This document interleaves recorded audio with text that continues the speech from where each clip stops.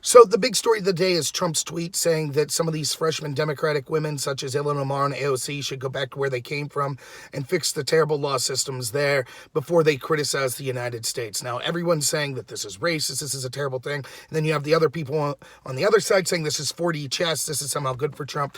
I'm going to take the more nuanced position that both of those are wrong. Let's talk about why this is bad for Trump, because the Democrats were eating themselves alive. Strategically, it's really bad to get in the middle of that. Now, I know people are saying, but this forces Pelosi to defend AOC. The reason AOC is unpopular is because she's seen as a blowhard who's making all these stupid claims and doesn't really have information to back up the over-dramatization that she's acting on. If she gets to act as a victim, I think that will slightly increase her popularity, so that's bad strategically.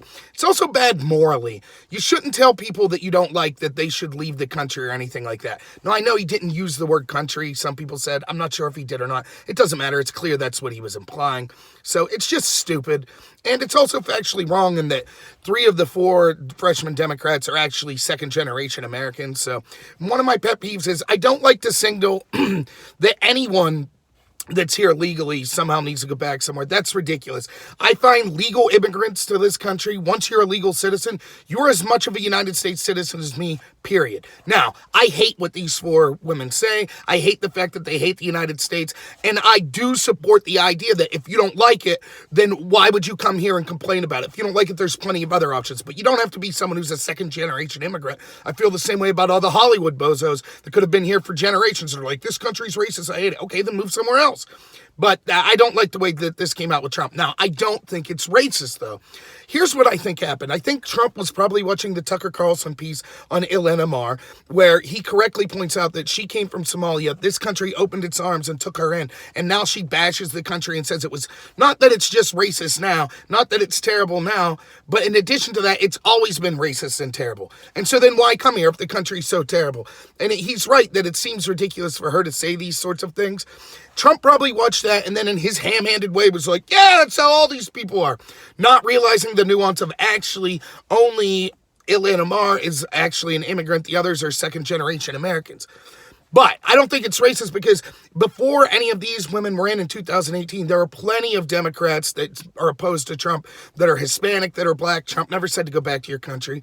It's because he wasn't confused in this way because he also uniquely hears these people bashing the country so much.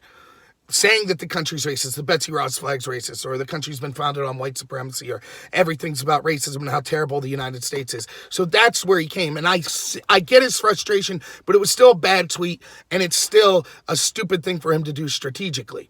Now, the media and the Democrats, though, are going to be hypocrites on this. Remember when Ilhan Omar was saying things that were deemed anti-Semitic? If you remember, I did some videos, I don't know if it was on a live stream or specific videos, where I said, there's a real danger in claiming that. I thought that they could be anti-Semitic, but there wasn't proof. Because now the danger is that anything we say, if you say someone about anyone who happens to be Jewish, like this cartoonist, Ben Garrison, he drew a picture of George Soros, like kind of with marionettes. They're like, oh, that's anti-Semitism. How dare you insult that a man who happens to be Jewish has some sort of control? Well, he's not insulting him for his Judaism. He's just saying, this person is like basically a lobbyist that has a lot of control. But if you say, oh, we can no longer insult anyone who is Jewish if they're a lobbyist because that's an anti-Semitic trope, that's absurd. But plenty of people believe that. So the Democrats worried that they appeared anti-Semitic. What did they do? They wrote a resolution that, and I'm quoting, condemned all sorts of hate. And I did a video on how stupid it was because basically what it did was just call out white people over and over. We condemn hatred. Here's examples. And it lists a bunch of white people that were engaged in hate, which those people deserve to be called out. But I said, this is absurd. This is just a dog whistle to attack white people and deflect from the fact that they were basically saying, oh, we don't want to be seen as bigots or racists because we think that people on our side could appear anti-Semitic. Well, it's the same thing here. Now they're saying the Republicans we need to have a resolution to condemn Trump's tweets. Why not just have a resolution condemning all hate? That's what you did with the Democrats, right? When it was the Democrats, that's what the media wanted. They didn't say we are condemning this specific hate. This is something I talk about over and over and over and over again with the Democratic Party. Anytime you're on the right and you have any criticism of anyone, anything that anyone on the left says, that's considered, oh, your rhetoric's inciting violence. Oh, your rhetoric's terrible. Your rhetoric needs to be condemned. But when they have specific rhetoric that leads to specific violence, then it's different. Such as when a Bernie Sanders supporter shoots Steve Scalise based on the fact that he believed the lie that millions of people were going to die if Obamacare got repealed.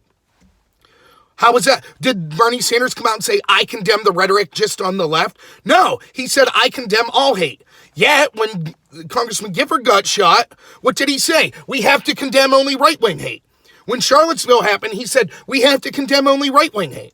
And that's how everyone on the left approaches this. Anytime someone on the left does something terrible, it's, oh, we condemn all hatred. Anytime someone on the right does something terrible, it's, oh, right-wing, it's so bad. And I'm not talking about random people on the internet. I'm talking about the media and the people in charge of the Democratic Party. Those are the types of people I'm talking about.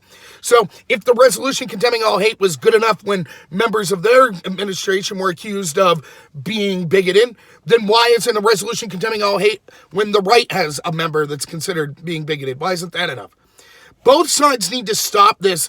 Oh, anytime anyone says something on the other side that's critical is somehow bigotry or racism. I didn't think it was when Omar did. It could be. She could be an anti-Semite. That's plausible. But I don't have proof of it, so I'm not going to make the accusation and say, I know those comments were anti-Semitic. So I think Trump made a mistake. I don't think that this proves he's a racist. I think people are saying xenophobic or whatever. And the other thing to think is, let's say that's true then. Let's say you're all the Democrats and that's true. Trump erroneously said something about a group of people, right? He said, oh, well, these four, based on their looks is what we're told. He made that comment and that proves that he's xenophobic or bigoted or racist, right? Then what would that mean for all the Democrats and all of the media people that say things like MAGA hats are racist, or many of Trump's supporters want a wall because they hate brown people? Isn't that also looking at people based on their ideology, like Trump did with Omar and them, and looking at people based on their skin color, like they're accusing Trump of doing, and assigning prejudices and bad thoughts to them that are erroneous? How isn't that the same thing? Where's the resolution for that? Condemning that kind of hatred. But no, we just have to accept it.